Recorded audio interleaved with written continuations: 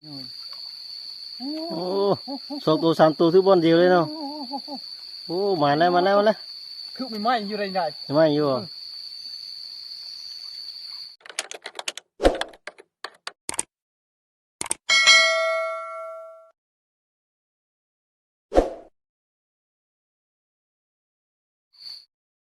ทักทายสบายดีแม่พี่น้องมาทุกคนนี่ก็เป็นมื้อที่3คนเลยเราอยู่ป่านะฝนน้ำโหยคือมุ้งห้าพักเนี่ยน้ำหลายฝนตกแห้ง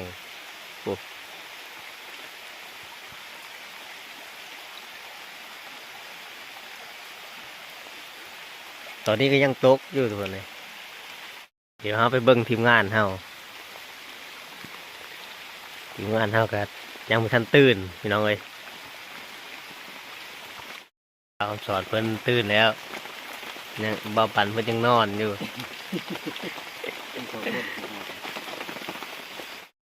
เนี่ยมาหอยเพิ่นก็ยังรับอยู่เลยพี่น้องเอ้ยท่านอนของเบาปั่นเพิ่นก็ลำบากวันนี้เพิ่นกับทีมงานก็สิพยายามมองนะพี่น้องเอ้ยว่าซื้อมองทิ่มไว้ตรงว่านนี่เมื่อคืนนี่ฝนตกแห้งมองเขาจักระยั่งอยู่จักมันละไปเชื่อแล้วก็ไปเบิ้งน้ำดีพี่น้องเอ้ยว่ามองเขาสิยั่งอยู่บ่หรือว่ามันสิถือป่าบ่ครับน้ำกระลายนะพี่น้องเอ้ย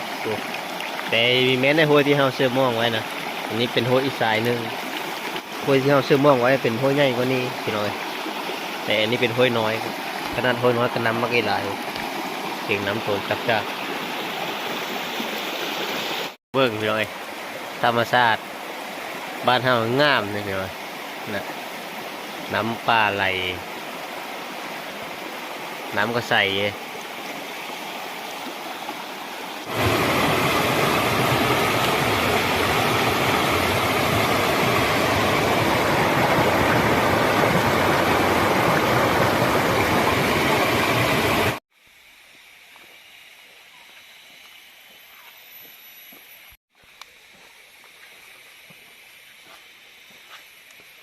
เราก็ได้มาฮอดแล้วถูกเลยบังที่เราเซมองนะงับขึ้นไปถึงกันหน่อยนึงแต่น้ำกับบีลายท่านยูฟุ้นในทวนเลยบีลายไปเลยเดี๋ยวเราก็ไปเบิ้งแล้วมองเขาสิเป็นเลยเนาะ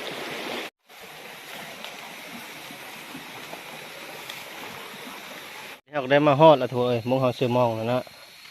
ว่างง่ายๆอย่างนี้ละแต่มองเขาน่าจะรีบลงพื้นกูละน้ำกับว่าวิไลก็ลายเติร์ดมาฮอนนี้นะเดี๋ยวเราไปเบิ่งพระนะเพราะว่าเราลงพระ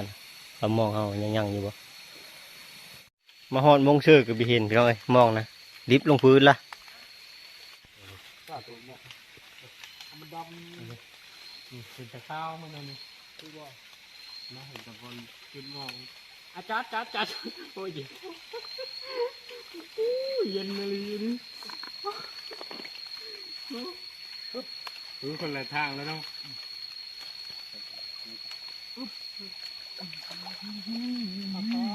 เลยทุกคนนี่โอ้รถโตปลาดุกเขาทางนี้มาค่อยเป็นน่าจะลายโตอยู่เลยบึงจะไข่เลย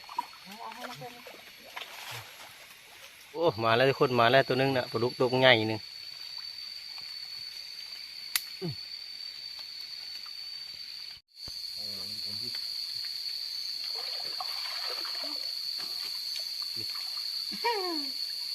ปลาไหลไก่นี่นี่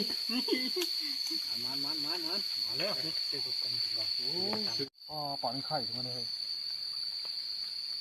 ไข่ตังเอาเยอะโอ้สองตัวสามตัวซื้อบอลเดียวเลยเนาะโอ้มาแล้วคือไม่ไหม้อยู่ไรไงไม่อยู่ต้องหยิบหัวไว้ต้นลานมีที่แคบนอกที่กลางมีเห็นที่กลางปลาที่น้ำที่อะไร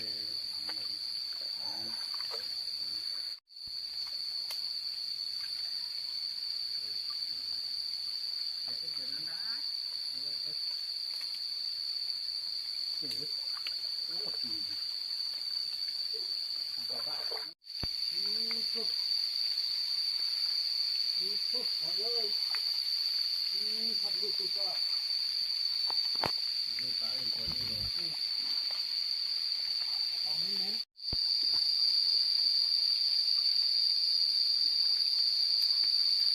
บ่ปล่อยบ่ปล่อยบ่ปล่อยที่บ่โอ้ปล่อยเดี๋ยวเอาหกเลยเอาหกเลยเลย ถูกง่ายอยู่บ่เลยสำแขนเลยบ่เลยถูกหวานดีเด้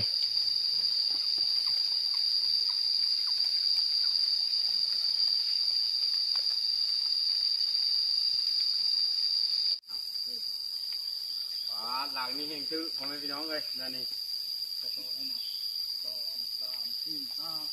โตได้หกเจ็ดหลังนี้มันข้องูมานี่เอาแล้วนะฮะนาคาด้านี่แม่นาคาด้าเลยนะโอ้นั่นของโคตรชื่อดิข่อยย่าน พี่เลิศนั่นเลย นาคาด้าน้อย นักขนาดน้อยโอ้ นี่ปลาไปโอ้ยังบทันตายที่โตเลย บีบโลดบีบเลย โอ้สามโตอยู่วันเดียวเลยนะนี่ ปลาตัวจับตัวอยู่บนเดียวเนาะมองไม่มานขนาดเนาะ โอ้แหกมานเลยเอามองนี่มานละท้ายกว่าหมูโลนกว่าดำหัวก็ดำได้กาดำอยู่ได้มันนี่ได้โอ้มีแต่คนใหม่เลยเมื่อกี้นี่เอาไหมโอ้โหถ้าจะยู่เฮงได้ไป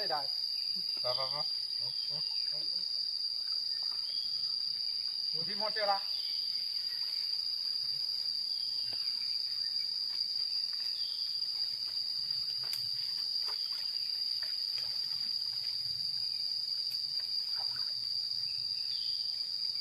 หาคันละ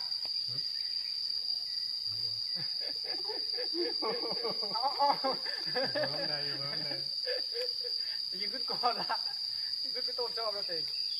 กันเจนดาไป หมดแล้วเว้ยนะ หมดแล้ว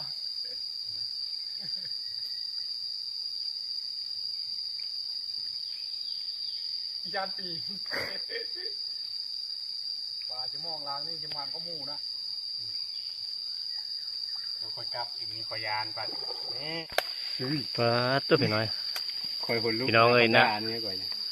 มองดังนี้แห้งมานนะนะปลาไหลไก่กับตัวใหญ่นักด้าก็มีพี่น้อยตัว ตัวถือจะปวดแขนในป่าที่นี่วะ จากยามมองแล้วเขาก็ได้กลับบ้อนให้ไปทุกคนเลยมือพุ่นละมือเบิ่งอยู่บ้อนพุ่นละถ่ายเบิ่งใหม่อันนี้เขาก็ได้มาฮอดบ้อนแล้วทุกคนเลยเดี๋ยวเขาก็จีปิดปากอ้อยแต่มองก่อน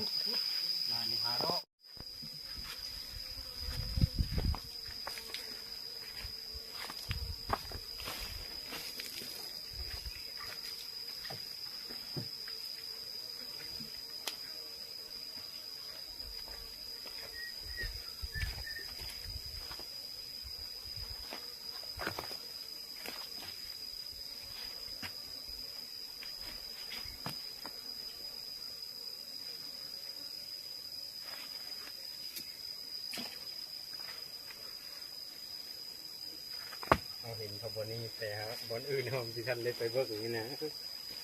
ได้แล้วถ้าวันเดียวนี่มันแปลนมันนะ หลุมนี่เอาตายไปเลย นี่ปลาหม้อก็ได้ปลดแล้วทุกคนเลยนะอันนี้ด่างนึงด่างใหม่เลยได้หลายเติบเลยกันอันนี้ด่างที่สองด่างขี้เงยลายแล้วทุกคนเลยนี่ก็ตอน7-8 ตัว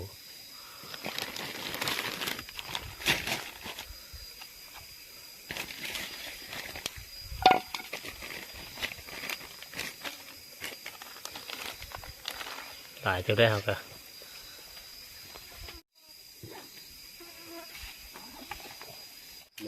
ดีเขาก็จะได้โค้ปลาได้เลย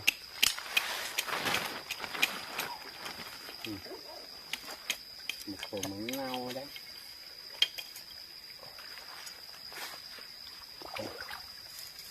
หยุกบอส ตบมือนี่ตีก็ เดี๋ยวเอาขึ้นรถแล้วโอ้ยว่าดีนะก็ต้องโอเคก็คุยเลยเ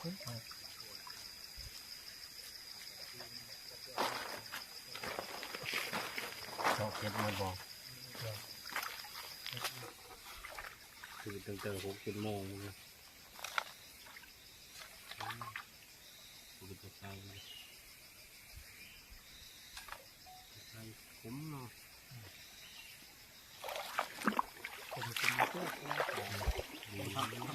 เขาลายแล้วก็น้องปลากำลังขึ้นห่อปลาเนี่ยขึ้นอยู่เลยใหญ่ดีปลากุลาถ้าน้ำมันแห้งก่อนก็อยู่ตามบ้านปลาไหลไก่เนี่ยโอ้มักใหญ่ปลาไหลไก่อะไรปลาไหลไก่หรือปลาไหลไก่ปลาไหลไก่เป็นปลาไหลไก่ไก่หรือไก่ว่าจะเจอรู้แต่ยี่ว่าน้ำดื้ออีถ้ำนี่จะจำเราเจอไก่ปลาไหลไก่ปลาลิ้นไก่ลิ้นงานที่เจอบึงอ้องจะมีโกยนี่ไปใช้มันหรือเปล่านะ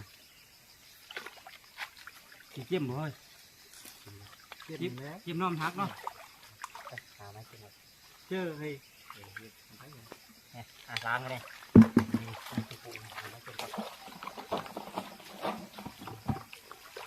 ปลาอยู่ไกลมาเช่นว่าเมื่อวานกินปิ้งกิเกนเมื่อวานนี่กินฮอตปิ้งกิเกนทุกคนเอ้ยเมื่อวานไม่มีมาเนาะวันนี้มาแล้วทุกคนคำสอนออกซิเจนมาลิ้นกินอะไรมากมาแต่เยอะเมื่อดิใช่มาแบบ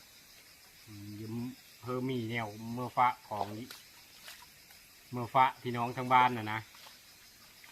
เมื่อฟ้าครอบครัวนี่นะมูมีครอบครัวมาเลิกเสม้อยเยอะเลยตัวคุยมีครอบครัวได้เหรอเลยจะวันนี้นี่มัดเลยครอบครัวชนโตก็คุณโคตรครอบครัวชนโลกบ่ต่างเลยเอาคุณครอบครัวมีนะครอบครัวมีผู้ใดแม่นเอาครอบครัวพ่อแม่ผู้ใดก็ห้าแล้วดีเต้เอาหนอกคนสองมันคนป่าเขาก็โคแล้วเรียบร้อยแล้วนะตัวนี้ก็พอป่านกำลังเสียบไหมจะปิ้งอย่างนี้ต้นนั้นเหรอที่ถึงแต่นี่คือแล้วตัวนี้นี่แล้วเว้ย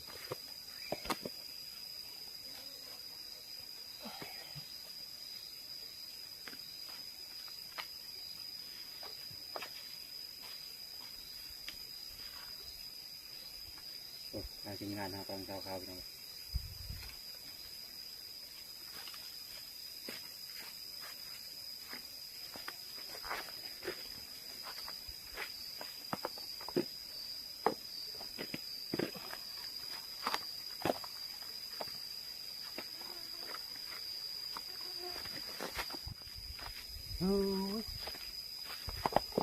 ขี่ตายแล้วเนาะอึดเข้านี่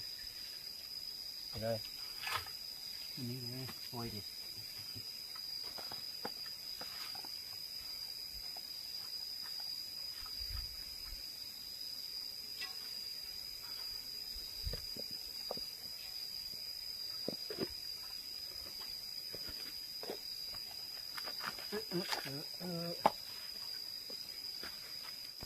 นี่คนนี้เขาปิ้งแล้วล่ะยางเฮ็ดกินเฉพาะกินตัวนี้นะตัวนี้เขาปิ้งสำลาไว้มือ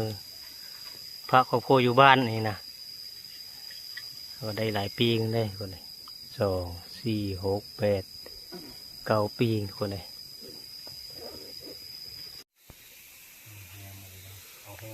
เจ้าพี่น้องเบิ่งเลยทีมงานเฮ็ดปิ้งป่าเฮาฝนตกเมื่อคืนนี่พี่น้องเอ้ยป่าก็เลยเทวป่าเทวป่าได้น้ำเลยกำลังได้ทีปิ้งป่าเฮากระชุกเลยพี่น้องเอ้ยโอ้ปิ้งปลาดุกนี่ลืมแฮมห้อยอยู่เนาะดุกใหญ่2 ตัวตำแจ่ว เจียวมะนาวบ่เจียวมะขิดดิบโอ้นี่ก็ แซ่บลงนี่เนาะ ปิง กินอันนั้น ยินโคกอันนาคนปิงงูอันนาคนด้า เดี๋ยวเลยแห้งเลย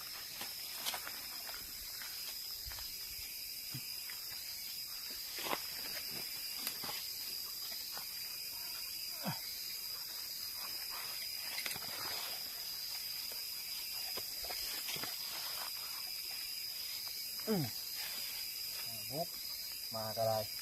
เป็นน้องตัวไอ้บ้านตัวเห็นบ่ เห็น เห็นยังที่ได้หม้อจะนั่งมองนี้ เดี๋ยวนี่กินเยอะเนี่ยโอ้ยชีน้ำชี บุ้ง วันชีเยอะเดี๋ยวมาเด้อพี่น้องเด้อข้าวเช้านั่นเดียว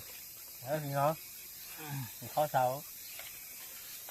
มาผมเอพี่น้องกินข้าวไปเลย กินข้าวเช้าหรือข้าวเที่ยงมาเนี่ย ข้าวเทิง ข้าวเช้าก็ข้าวเที่ยงน้ำเดียวเลย เบิ่งสิเป็นบ่ายละบอก มาพี่น้อง นี่ข้าวเช้าแล้ว กินข้าวน้ำไปทอนปิ้งปลาตัวแซ่บเนี่ยเลยปลาดุกใหญ่ยังดีนะฮ้อนใช่ว่าจะกินข้าวเช้าแต่ว่าตอนนี้ตอนบ่ายนะน้องเรียนนะ นี่บอกว่าปลาดุกนี่ต้องกินพื้นท้องมันยังแซ่บ นี่แล้ว เจอพลังมันครับ คอยนึงได้ พลังกำหางมัน กรอบๆเนาะเนื้อแซ่บน้ำรู้จัก เงี้ยงมันเนาะ หมูมันยังไม่แซ่บเงี้ยมัน